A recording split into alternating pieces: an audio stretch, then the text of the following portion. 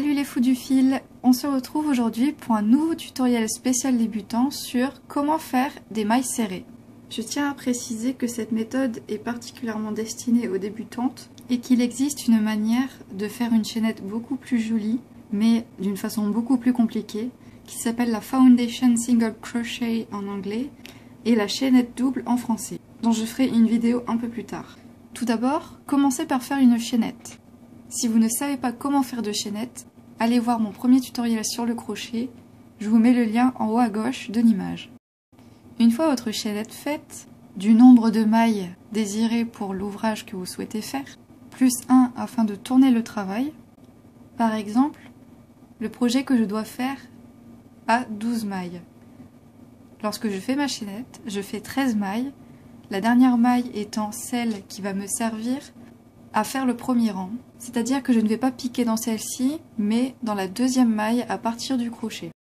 Ici, nous avons les différentes boucles que nous avons faites lors de la chaînette. Si vous avez du mal à reconnaître les boucles de votre chaînette, repérez les V sur le côté.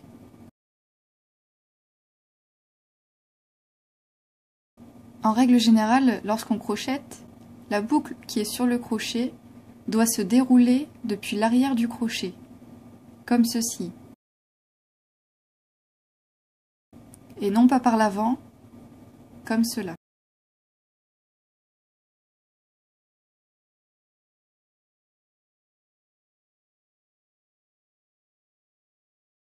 Nous allons donc piquer dans la deuxième boucle à partir du crochet et non pas dans la première, dans le V qui caractérise la boucle de la chaînette, puis ramener le fil dans cette boucle à l'aide du crochet.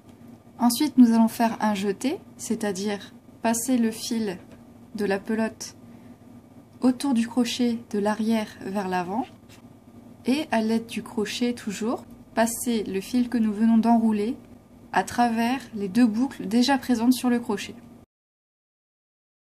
Je répète l'opération, on pique dans la boucle, on ramène le fil avec le crochet, on fait un jeté et on passe ce fil à travers les deux boucles.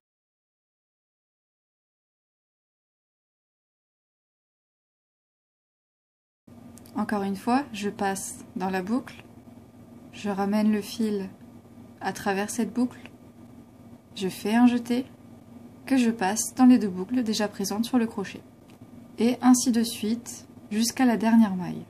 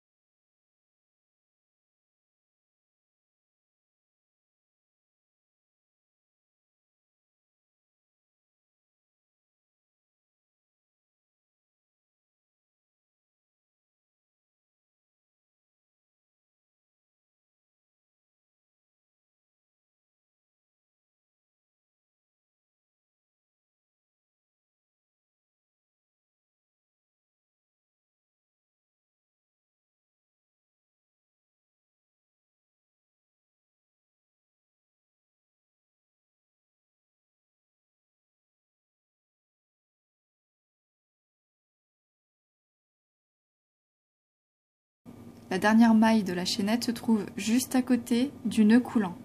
Attention à ne pas confondre ce nœud coulant avec une boucle et de ne pas piquer dedans.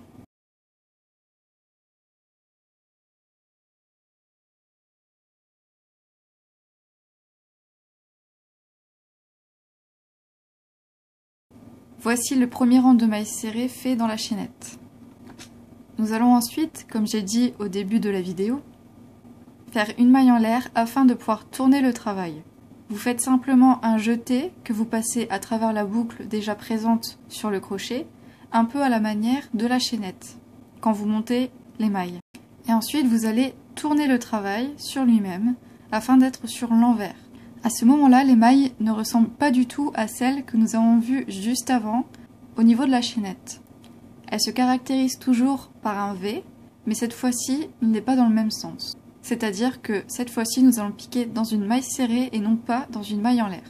Et donc que nous allons piquer en dessous des 2 brins qui forment le V. Une fois que nous avons piqué en dessous de ces 2 brins, encore une fois, même principe que pour la chaînette, on ramène le fil à travers ces 2 boucles, on fait un jeté et ce fil, on le fait passer dans ces 2 boucles, présentes sur le crochet. Continuez cette étape jusqu'à la fin du rang. Comme pour la chaînette, la beauté du travail tient surtout de la régularité de la tension du fil. Lorsqu'on travaille en rang et non en rond, la particularité du crochet est que le sens est réversible, c'est-à-dire qu'il n'y a pas réellement d'envers ni réellement d'endroit au niveau du rendu de la texture. Une fois le rang fini, recommencez avec une maille en l'air, tournez le travail et une maille serrée dans chaque maille jusqu'à la fin du rang.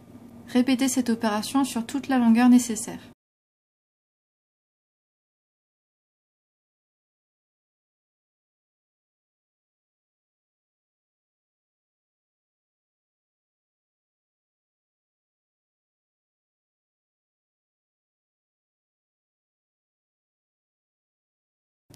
Au bout de quelques rangs, on peut remarquer que le travail a tendance à se tourner sur lui-même. Ce n'est pas vous qui faites mal les choses, c'est tout simplement normal. Le travail se remettra à plat tout seul au bout de plusieurs rangs. Voilà, c'est tout pour ce tutoriel, j'espère qu'il vous aura aidé. C'était Gexia, je vous dis à très bientôt et je vous souhaite un bon crochet.